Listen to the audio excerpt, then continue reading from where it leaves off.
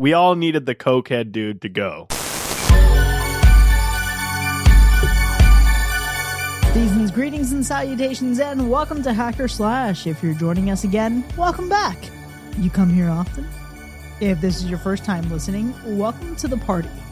We are a horror movie review podcast dedicated to telling you whether a movie is a hack, Total joke, a waste of time, or a slash. Totally killer, pun intended. We believe horror is for everyone, and as such, we're rating these movies with a perspective we've gained from our varying walks of life and the flavors of fear we fancy most. My name is Chris. I'm your friendly neighborhood slasher enthusiast. This week I'm joined by the Superfly Space Guy, Mac. You clicked on the link? And the classic horror connoisseur, John. If you're a nurse, you can wash my private parts. This week we're continuing the holiday season by exploring a French film focused on a seasonal gift of German origin. And if you support the show, you'll also get to hear our B-side at the end of this episode, where we get into what cursed objects would make great holiday gifts. But this week's film stitched together themes of longing, loss, and even desperation. But it's all framed through a traditional calendar. The film actually follows a woman who's gifted a novelty calendar that at first seems to provide candies and toys. But with each day that she opens the calendar, her reality begins to distort. And while the calendar seems to gift her things she only ever dreamed of, she soon learns the true cost is, naturally, more than she bargained for. This week, we're talking about the 2021 film, The Advent Calendar. Who's seen this one before? This movie was, I will say, nowhere near on my radar until I think Binks brought it up as an idea for the podcast. This was the first time for me hearing of it and watching it, for sure. It seems like a fitting holiday horror fill-in, though. You know what I mean? Okay, yes, I understand that the premise of this movie is very much seasonal. It is. It's an advent calendar. There's a countdown to Christmas. Does it feel seasonal? It doesn't. It's like, I think this movie evokes for me the feeling you get celebrating Christmas in South Florida, where you're relying on there being a lot of seasonal warmth. Well, not warmth, but like the joy warmth, you know what I mean? The season's greetings of it all. You want some of the cold weather. You want some of the holiday cheer and the vibes. And that's just absent in South Florida. It's another day, just like maybe you can wear a hoodie outside. And that's how I felt watching this movie. So going into this, when Binks recommended this, okay, it's a French film. It's a Christmas movie. It's an advent calendar. I was expecting more Christmas vibes than this movie could possibly provide. And yet, here we are. Here we are. It's interesting to me because I was in Germany when I was something like, I don't know, maybe like third grade. I was living there for a couple of years. And so when we get into Advent, I start to expect, my brain is like programmed to look for bratwurst and Glühwein and like have those smells in the town market. And so I was hoping I would get a little bit of that, like brought back to me, a little nostalgia actually, and kind of feel ready for the holidays, feel that cold air around you. I think like you, Chris, I just didn't really, feel that. I think looking at the trailer, I imagined instead it was going to be grungy, like maybe as grungy as The Collector, maybe something like a straight to DVD Saw adjacent film where it just feels kind of icky. I don't know why the trailer put that into my brain. But I think just from the description, I was like, okay, expecting one thing. And then I see on screen going, oh, yeah, that's pretty different. Maybe that's where I messed up. Maybe it's the fact that I didn't watch the trailer. And I thought, surely a movie about an advent calendar is going to give a little bit of holiday cheer. Perhaps. I think on its own, when you look at the text description of the plot, you're thinking, oh, this could go anyway. This could go like Adam Scott and Krampus. This could be a little bit more lighthearted. It could be really grungy. It could be like Night Swim. I'll talk more about that later. But it just, as soon as it goes on to video and we start seeing it happen, it's Human Centipede all over again. Oh my God. Not the Human Centipede.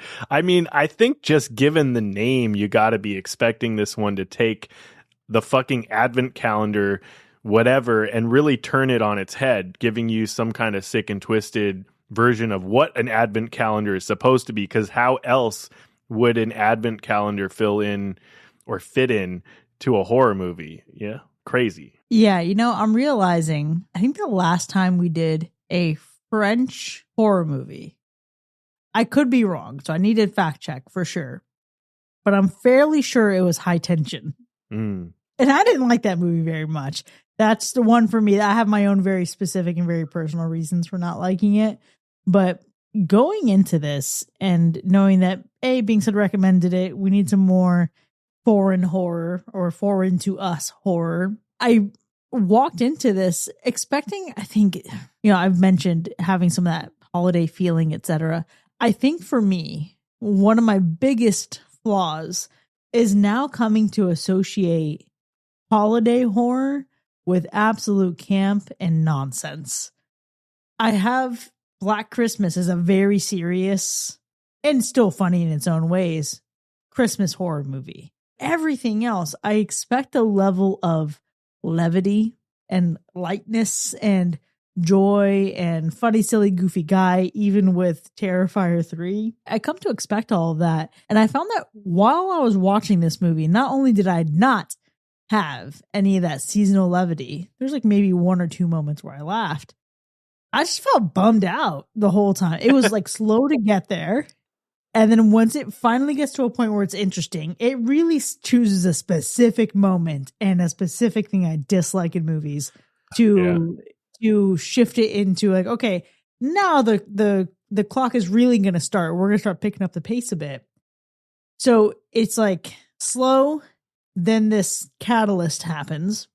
We get into the second act. There's a lot of rising action. But even with that, I'm like, man, this is just like, it's a bummer of a time. What you're talking about, that tonal shift, the pace shift, or whatever, the directional shift that this movie takes, that specific moment, which we'll unpack, I'm sure, later a little bit, like, it was just jarring and slightly unexpected, I feel like. It feels cheap is what it is. Yeah. It feels like, okay, we probably don't have your attention right now, so let's do this. And I'm going to get your attention, and then we're going to move forward. And it's a shame, because I think the moment was well performed and well acted. I just don't know that had to be the moment, Yeah, I feel you. It was interesting.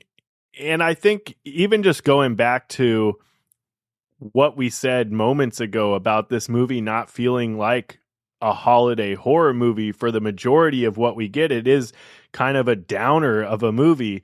But yeah, outside of this taking place in December, it doesn't necessarily feel like holiday horror outside of the Advent calendar of it all. But also, that Advent calendar kind of added a lot to this film. I think it was like the whole centerpiece of this film. And I think when you start to see this Advent calendar for the first time, you can't help but feel like, oh no, what the fuck is this going to be? Like, what kind of nonsense are we going to get from this Advent calendar?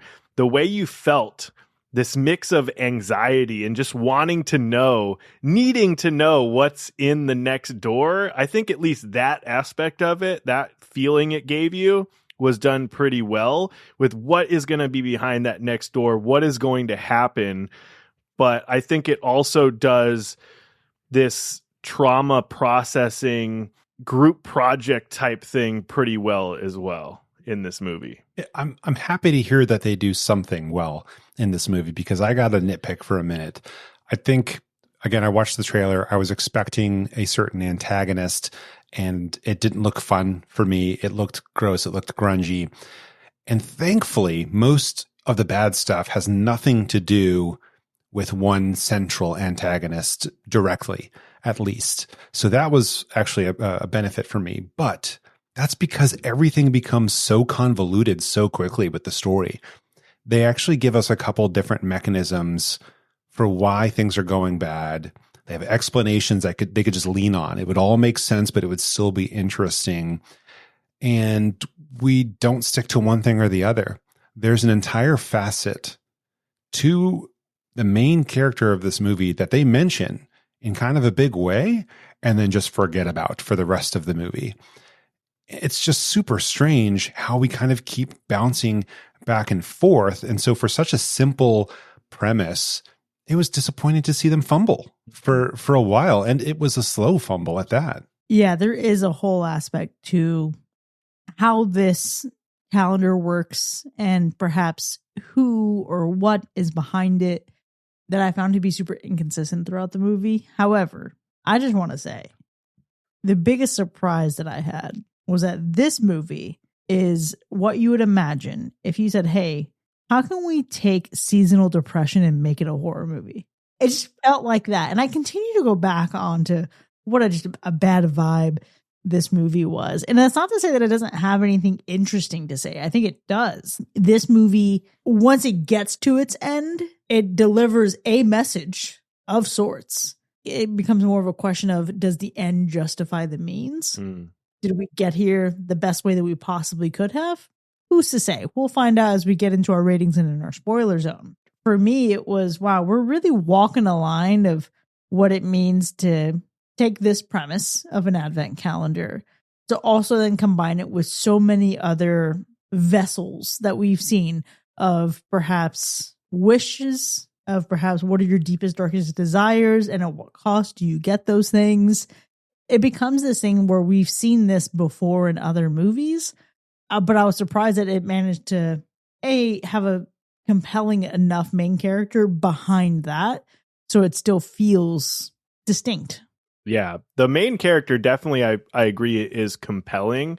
And I think part of the problem is, you know, I feel like the mythology was deeper than you would expect from a movie like this. And so that is kind of a surprising aspect. The rules, this entity, it all ends up being more intricate than you would expect from a holiday horror flick.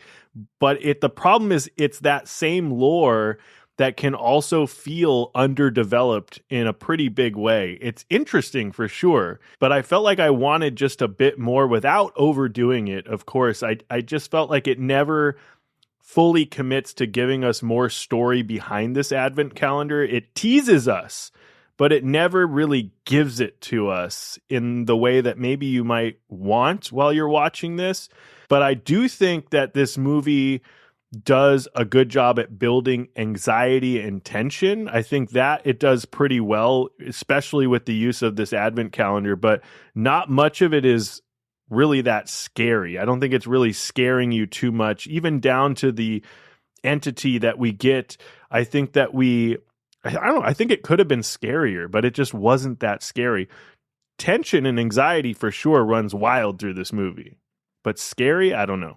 You know, I think Chris has mentioned before, like the difference between like horror and terror, and where we have this anticipation with terror, this fear of the thing. And then once we actually get to the thing, then we experience the horror of it all. And this movie does have both. You know, there's a lot of anticipation. I think you mentioned this, Sean, that we have a lot of building of these things. And there's some horrible things shown on screen that they're really good at letting you know, hey, this is probably what's going to happen next. Since you're kind of sitting there asking the filmmakers, please no. Like, how about we don't do that? And then they're like, gotcha, we still did it. And so I think it's effective in that way, and almost like it's wince generating.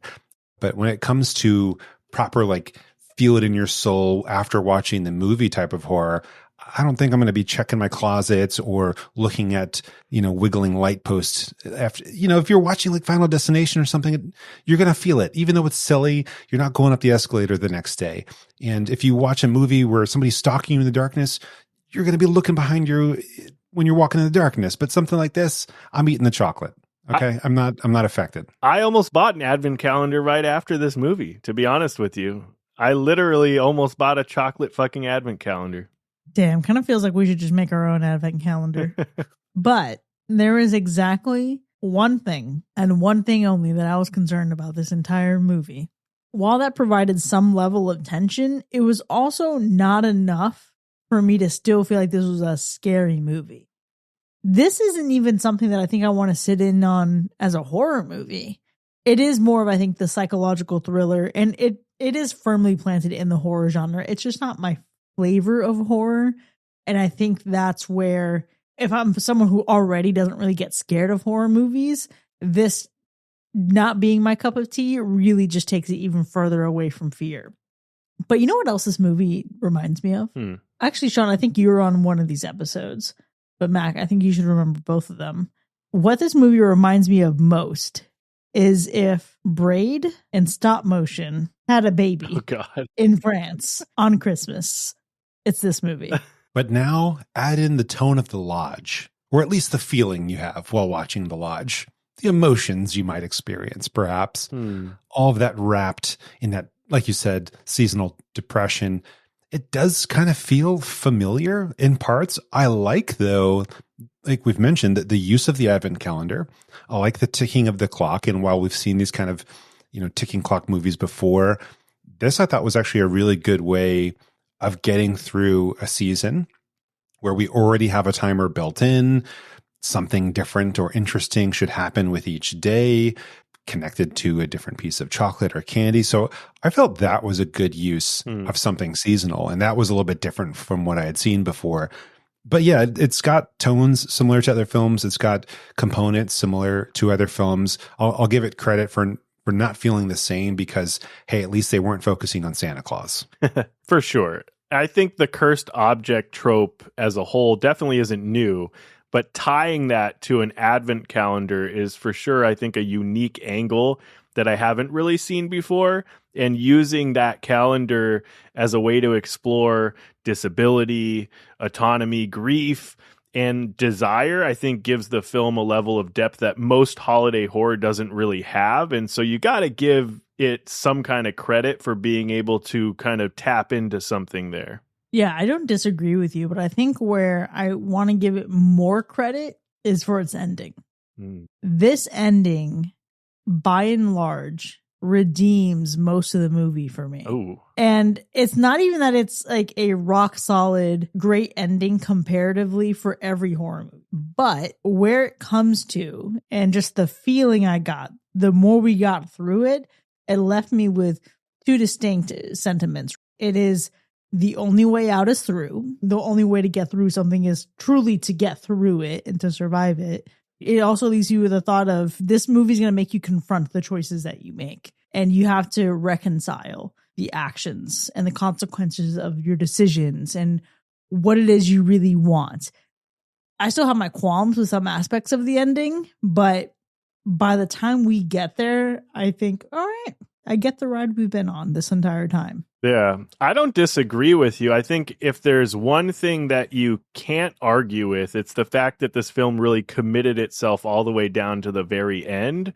And I think this movie really refuses to give you a Christmas miracle and leaves you with something that really respects the rules that it set up throughout the film. And I loved the underlying message that we get at the end of this movie and just how deep it really is. I think it's tragic and beautiful at the same time.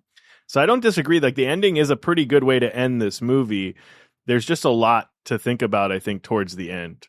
Oh, I have such negative feelings about the ending of this movie. And I think part of that, I remember if it was the director, perhaps, where they kind of screened different ways to end it. And this is the one that they went with. And I've said it before, but like, I want endings to be very concrete, to just wrap stuff up perfectly. I prefer happy endings or endings where people have learned something or where there's like a moral of the story and it's good, because I'm boring and old. And that's just how I like things. And this one, I think, leaves you thinking about things a little bit too much in your mind. It also, for me, flips the script on who's actually a villain. And I don't enjoy that. And I'll tell you more about that in a minute, more specifically, but it just didn't feel good for me to wrap things up the way that we did here. And it kind of felt like a slap in the face for a lot of other faces. So I can't wait to get into more, but it hurt. All right. Well, I can't wait to see how that shakes out into some ratings. But before we get there, Sean, how would you describe the gore score? The gore, I feel like, in this movie is sudden rather than constant. I think it spaces out its violent moments, if you will. So when gore does happen, it hits harder because it isn't all the time.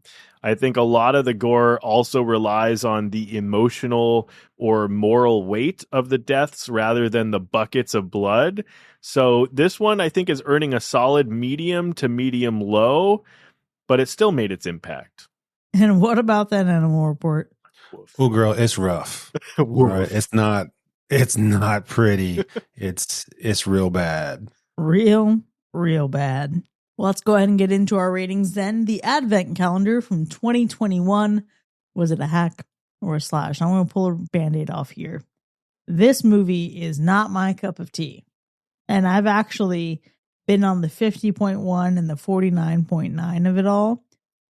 And where I struggle with this is, yes, sure, this isn't my flavor of horror and not something that I super love.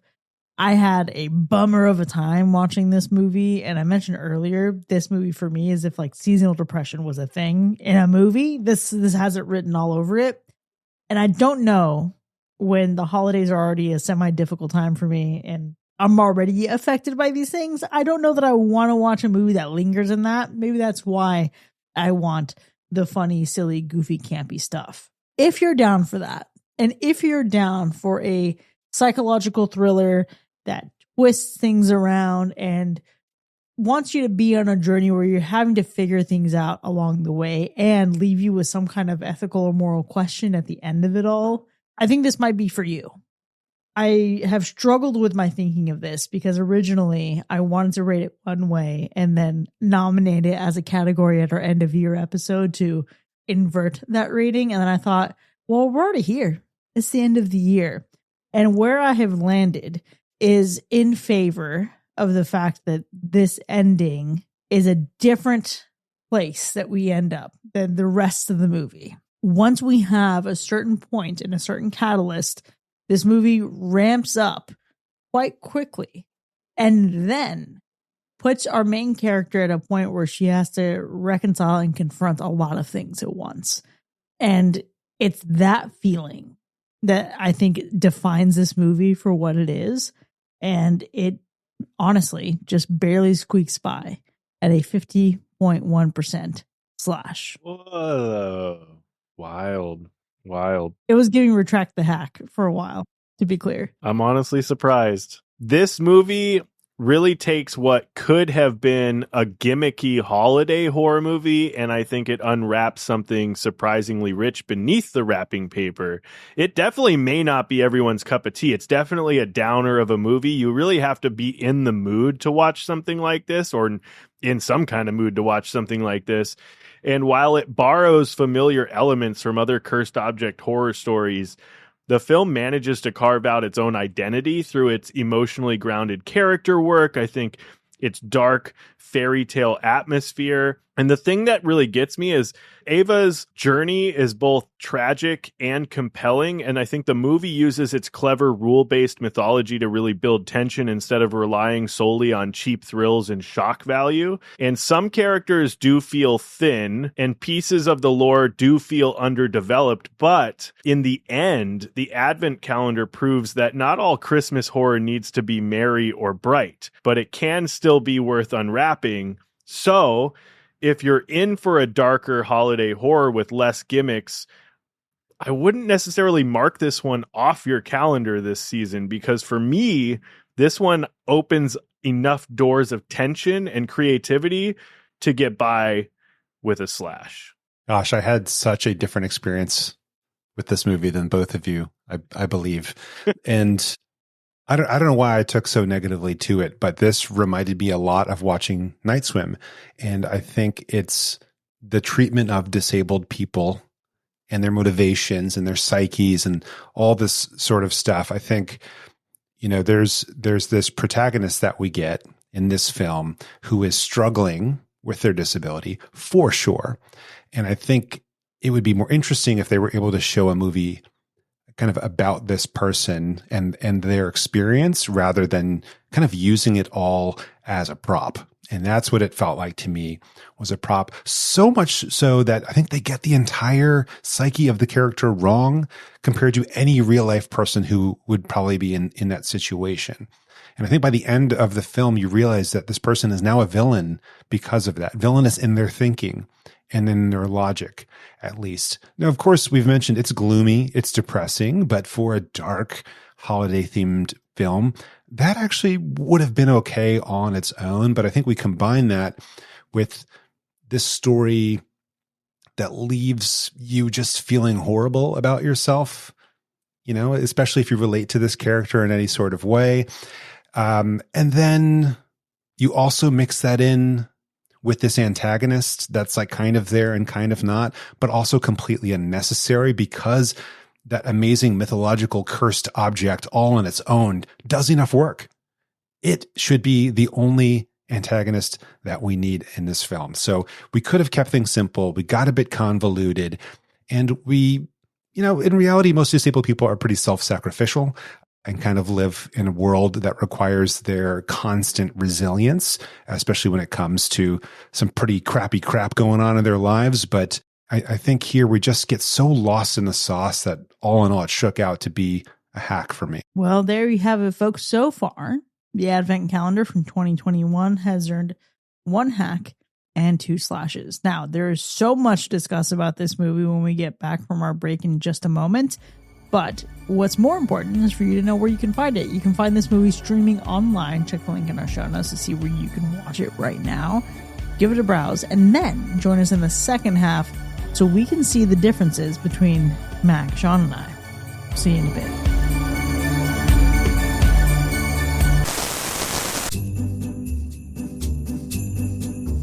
This week's episode of Hack or Slash is brought to you by Krampus and Company Artisan Chocolates, Germany's premier chocolatier for anyone who thinks their holiday treats should come with rules, consequences, and maybe a mild existential crisis.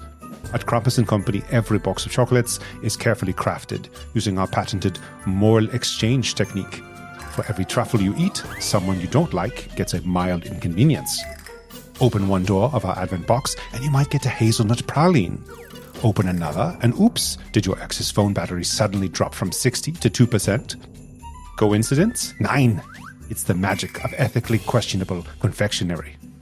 Our newest holiday collection, Das Verfluchte Adventssortiment, includes delights such as the Wish Upon a Choco, tastes like hope with a bitter afterbite. The Forbidden Nougat. Once you start eating it, you cannot stop. We are legally obligated to tell you that. Walk-a-mile Caramel Squares. One bite and you'll feel like your legs work again. For about 45 seconds. Use wisely. Each chocolate comes tucked behind a numbered wooden door, hand-carved by artisans who absolutely did not sign up for this. And remember, don't waste good chocolate. So if you want to add a little holiday dread to your December snacking, use promo code HACKORSLASH to save 15% off your first course assortment.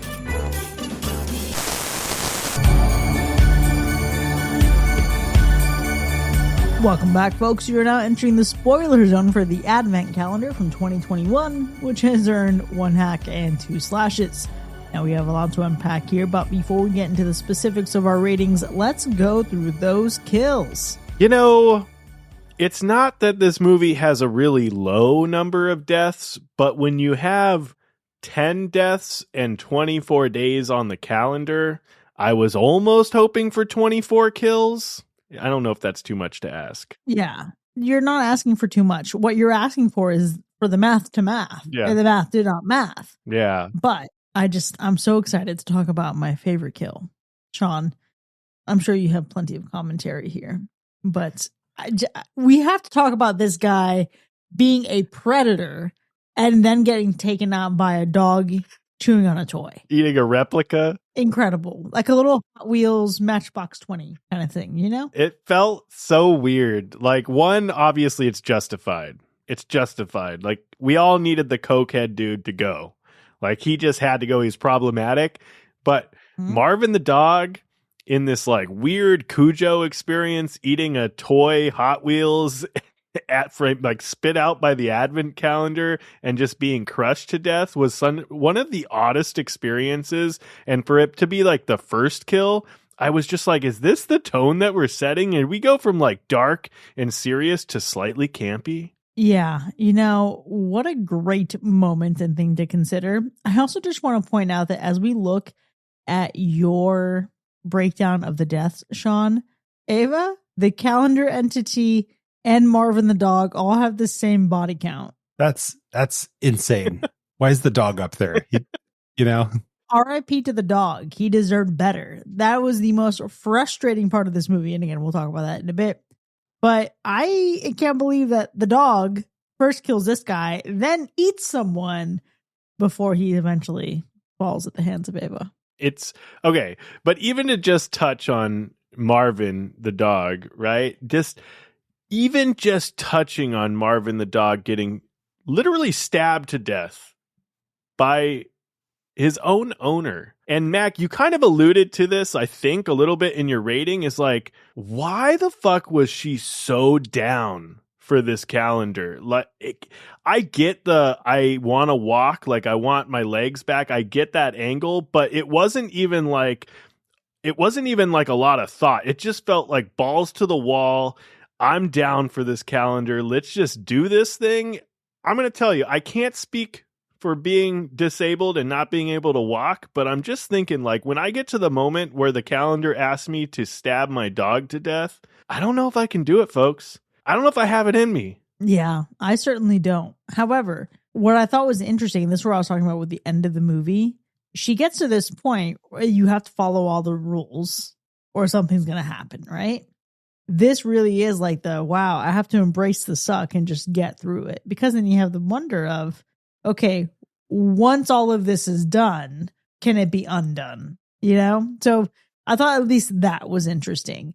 I had less of a hard time buying into it the further she got along and the more we learned about the calendar and why you have to follow all the rules. For sure. That made it a little bit of an easier pill to swallow. But even then, I'm like, nah, take me out. I wouldn't be able to. You could put the dog at the end on day 24, and I might just give up. Yeah. Yeah.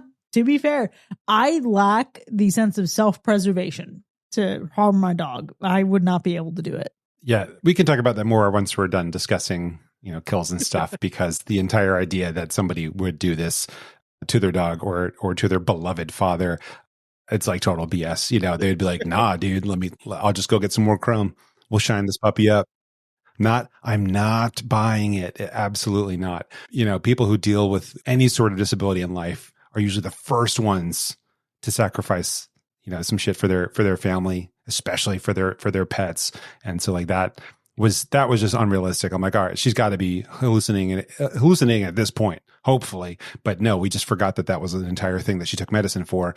When it came to, however, the stepmother, that part, I think they really kind of showed us like, this is probably what's going to happen. We're going to get to a point where she's going to take her out, whether or not the calendar even requires it. She's going to do it. So just prepare yourself for it. So I was okay with that, to follow up with her own dad. I'm not buying that part, but the evil stepmother just taking her dad for the money.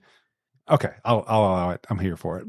It was an interesting one. Keeping in mind, though, the dad did basically tell her, when it's that time, go ahead and do it. So I get it. I still think like that's a tough one to swallow. That's a tough one for anyone to say like, yes, I can follow through on this, because it's tough. That's your own dad. But given the situation, maybe she had this entire film length of whatever she was going through, 24 days of leading up to this or whatever, how many days it was at that time. He gave her the green light, and she at the end said, okay. And she, she did it. Wild. I think the other thing that we have to consider here is the fact that Marvin could not consent or give the green light. Marvin was just down to be around and be a good dog, be a good boy. I can't wait to include Marvin in the ranking next year that I'll do of best dogs in horror movies, because Marvin deserved better. Yeah. I mean, I was really interested in the idea that both the calendar and her dog were going to take out these incredibly toxic dudes surrounding her in life. I was like, okay, let's, is he going to take out the boss next? Let's make it happen. I'm okay with his participation when he gets to chew up cars and that happens in real life. Like, yeah, I'm here for that. But for him to get got by her own hand out of nowhere, where did that come from? Come on, he's helping you. Yeah, he really was. Can we give a shout out to not only how beautiful Marvin was, because wow, what a handsome boy, but also just to the set design in this movie. I feel like for as many moments as I was really taken out and just thinking, okay, this movie's a little bit slow at the beginning, what I appreciated was, one, even the quality of the advent calendar and making it look like this truly cursed object. Ooh. Like this was for sure in the layer of like the Oculus mirror. You're going to find this thing in an antique store and probably inherit every kind of curse. It looks awful. It looks great, but it also looks very peak haunted vibes.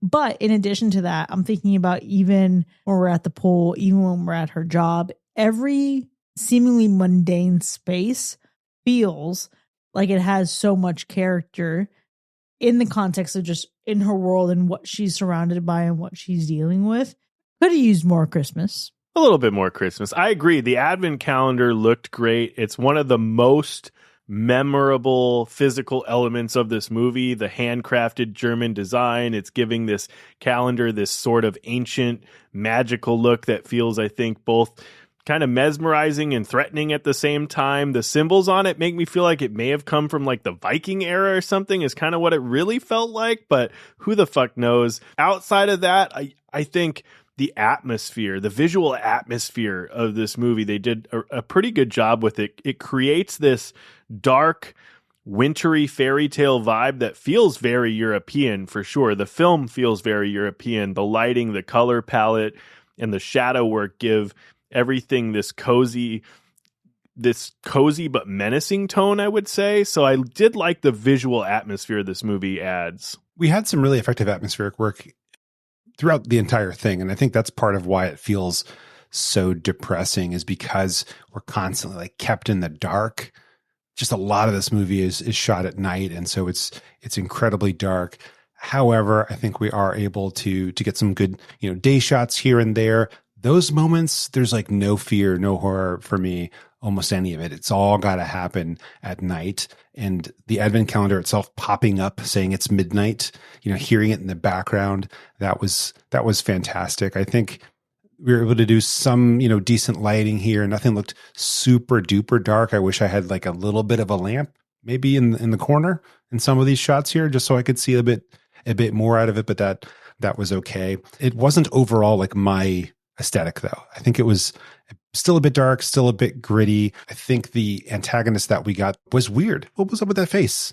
With the mask? I don't know that we needed that. It could have been maybe just blank or something. I don't know. That was strange. You know what he looked like to me? In, I believe it was Terrifier 3, we see an entity that has like an iron mask. That's what that entity reminded me of. Couldn't place it or when or where or why. But it was a little glimpse of, could you imagine a universe or world in which this movie and Terrifier 3 are happening at the same time? Jesus, that'd be wild. Happy birthday, Jesus. I could see that. That's a good way to kind of like mesh some worlds together. It would work out. I mean, that's called fan fiction. Write it up. Ship whoever you want to ship. Maybe the both of them. Maybe art makes a new friend. But I can complain about the shadow work. I can complain about the lighting, but I'm not going to complain about the color.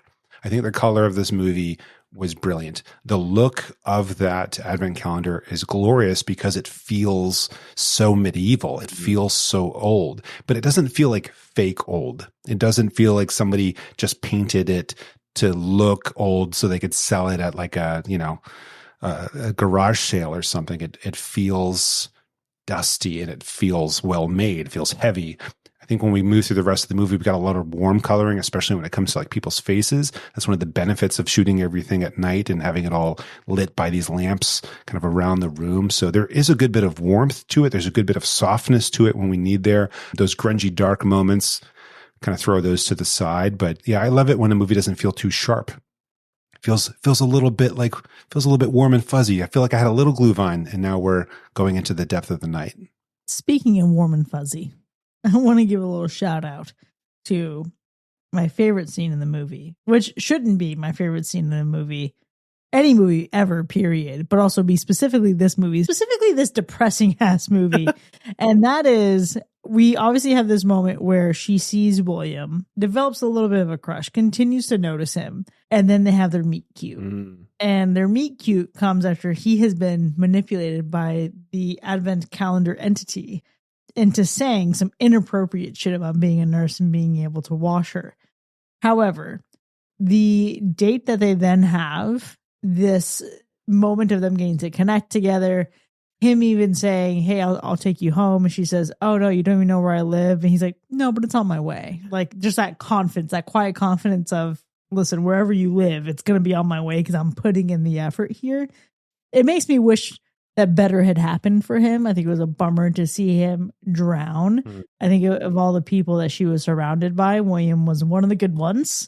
So I loved that moment of being able to get together, have their little flirtatious moment. And it really just reinforced the rom-com pipeline. We had a moment where this could have been a Hallmark Christmas movie. The advent calendar on Hallmark. with the same actors that have been in the last 30 movies. Oh, yep, there it is. There it is. Candace Cameron Bure. It's just incredible. I'm actually, okay, that I get it. I'm surprised though, because my favorite scene in the movie, which I thought you might have started with, was the scene we get at the end. Because when Ava opens that final door on the advent calendar on the roof, the tone shifts into this tragic fairy tale mode. The performance is super, super strong, and the imagery is stunning as it starts to kind of snow.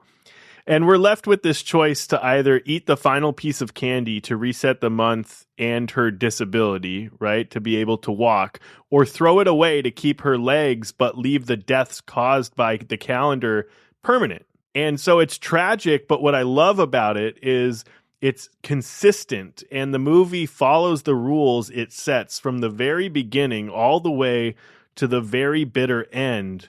And I feel like that's something that I can get behind. When a movie, like, I wish it gave us a little bit more of like where this advent calendar came from, and it teased it a little bit. And I wish I got a little bit more there without it overdoing it. But overall, at least the rules that it set in its universe, I feel like it really just followed through and through, which I can really respect. And that's what I was getting at earlier when I meant this movie has stakes and there are difficult sacrifices. There are even moments when her father is acknowledging how difficult the sacrifices are. And that's what I meant with the only way out is through. The further you go into this calendar, the more you have to realize, oh, I have to get to the end so I can undo all of this. Because if you stop in the middle, either something's going to happen to you, or B, everything's going to stay exactly as it is. Now, one thing that kept it from being my favorite scene, period, was the fact that she went and hooked up with this guy. Then he's just out of nowhere saying, oh, yeah. No, but you could just have all this. He really just throws her off. And my struggle with that is, sir, where the fuck have you been? Like, you don't know what you haven't lived her life. You haven't even gone through a fraction of what she has. Sir, back off. Honestly, if she was at a point where she was about to choose to reset everything to get all those sacrifices back, let her. But did she want it? I don't know. That's the thing. Fresh set of eyes, you know, he came in at the end, he's looking at the rules, he's like, wait a second, this is what it could mean. Listen, I look at rules all the time for games, and I miss little loopholes like this sometimes. I need that fresh set of eyes. Maybe she did, maybe she didn't, but ultimately, she made her choice. Swayed or not, she made her choice. Did she make her choice? Because the filmmakers didn't make a choice when it came to that. They tested them in theaters and decided, let's just not show anything. They thought about it though. That, you know what they did? I remember reading that the director thought about what would happen if we get to that final scene at the very end and we come in and they see her like in her chair or something like that, right? And it's like, you should have done that. You should have given us an answer. Okay, just tell us.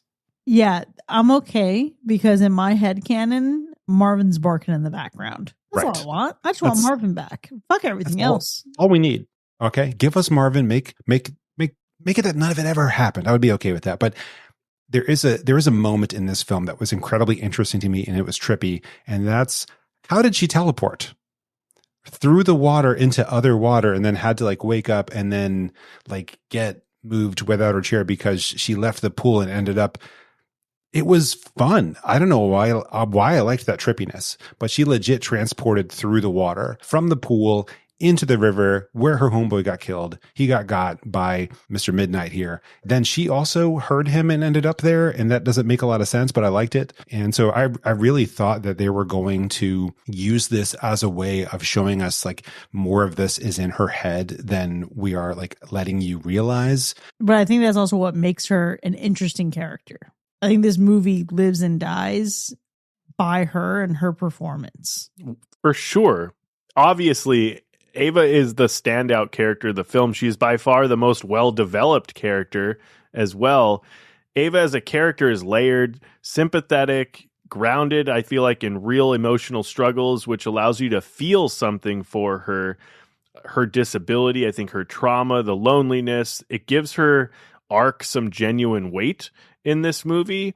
And Yeah. So I think for sure, all the other characters are kind of this mixed bag because most, if not all of the supporting characters in this movie only really exist to serve the plot rather than feel actually human. So even down to Ava's father and friends, it's not that they're badly written or anything, but they are functional rather than fleshed out in a way. I feel like some of the characters even feel like just setup pieces for the calendar's consequences instead of fully realized people. So you don't really care as much. It loses some of the weight there. So really, who else is there to really talk about other than Ava?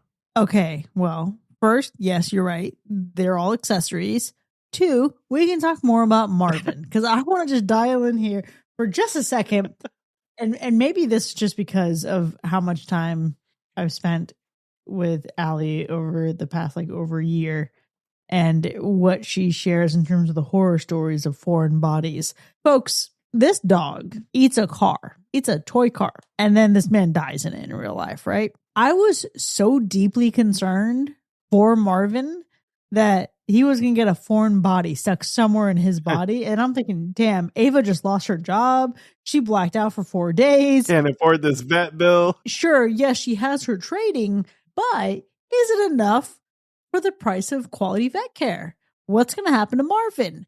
I wish I still had to worry about that. I'd rather have to see Marvin go to the vet versus what fate he ends up suffering. But again, justice for Marvin. Marvin was the real MVP in this movie, and he deserved to make it to the end. Will Marvin pass it through?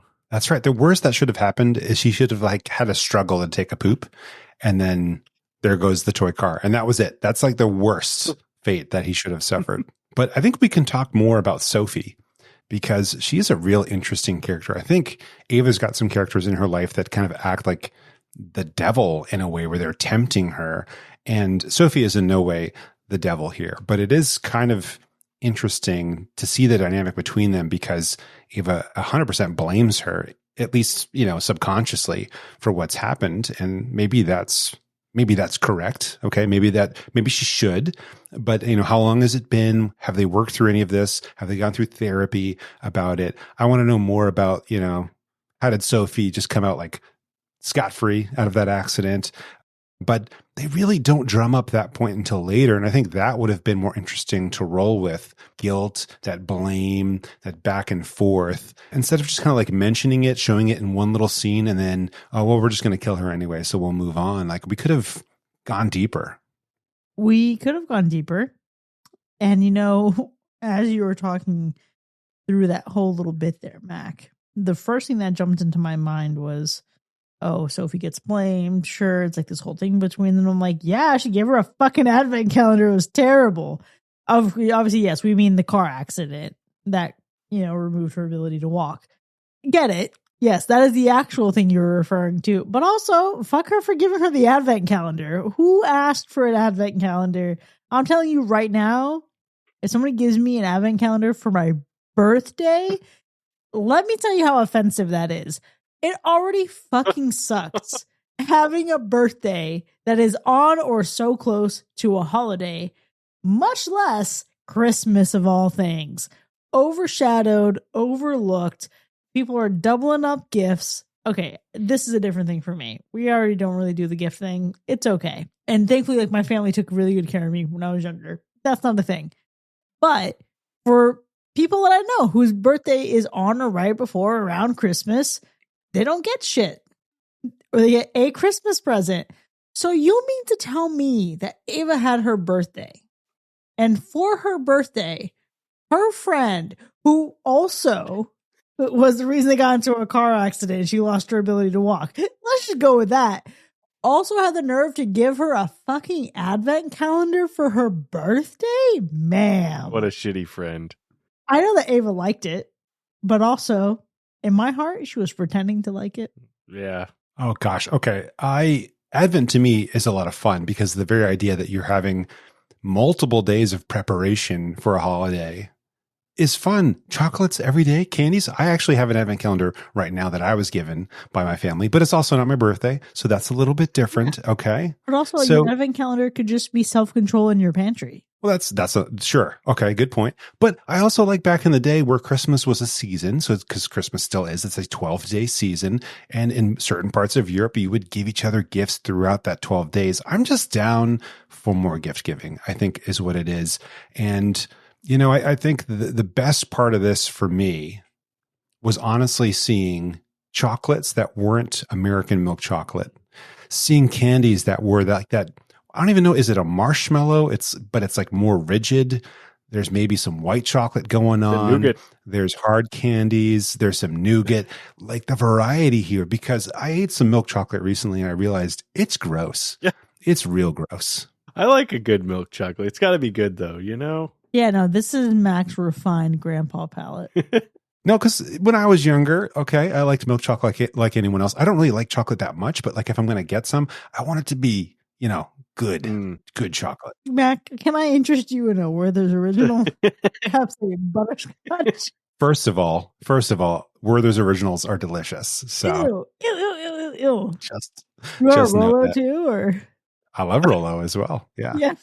Unsurprising, Mac. Unsurprising. Hey, one of my favorite candies is salted black licorice. And I can get down with black licorice sometimes, but I don't know if I've had salted black licorice. That's absolutely terrible. No, thank you. Wild. Well, listen, I think the worst part of this movie is the slightly underdeveloped lore. I think the movie builds a fascinating mythology around this advent calendar, but doesn't really follow through on the advent calendar. You get hints of its origin, the prior victims, a supernatural logic, but the film pulls back right when it should go just a tad further. And look, I'm a big advocate for less is more in horror, and I'm not asking for an exposition dump or anything. I just wanted a little bit more about this calendar. That's all. No, I'm good. I think I'll do less with the calendar. That's fine. I feel like I eventually got what I needed to learn about the calendar. For me, the worst part is sexual assault and being used as things are starting to get interesting now. Hate that. Nah, we could have stopped short of that. We could have gone a different direction. Just no thank you. It's something that is very personally triggering for me. And it's just not something that I welcome in horror movies and not something that I want to linger in or bask in or just no thanks. I'll pass. The other side of this though is Marvin dying. I wrote so many times in my notes, this dog needs to be left alone. 2 lines later, fuck this movie. It was semi-fine until the dog died. Clearly the end managed to bring it back around, but in my heart, it only earned that redemption because I thought she wants to go back and save her dog. That's what it is. This movie is certainly a Christmas-y-ish movie, but I never intend to watch it again. Too much of a bummer. I feel like I'm talking myself more into the hack territory at this point of it. I was about to say. There is some stuff that's interesting about it, and I have respect for what it did. I can respect it objectively, but you're not catching this in my Christmas lineup. No thanks. Once was probably too much for how depressing this film can be. I think if I want to feel bad about myself, there's probably more interesting ways of doing it. I'll give it its credit. I did the thing. I watched it this time, but more? No. Yeah, if I want to feel bad, I'll watch Welcome to Derry. True. Listen, as much as I ended up enjoying this one by the end of it, it's definitely, I can agree, it's not a holiday horror that you'll be looking to watch every year. I honestly don't know when I would watch it again, but I am at least glad that I did. So there is that. Well, we'll see if it makes it back to anyone's list next year for our holiday season. But for now, there you have it, folks. The Advent Calendar from 2021 has earned 1 hack and 2 slashes. Now, we've certainly had a robust discussion here, but the conversation doesn't end here by any means. If you want to find out what frightfully awesome surprises are behind the doors of our episodes, consider supporting the show by visiting patreon.com/hackerslash. This is where you can enjoy even more of the show, including bonus content with early access, extended episodes, movie nominations, and live shows. We'll see you next time, folks. And remember, follow all the rules. It's getting late.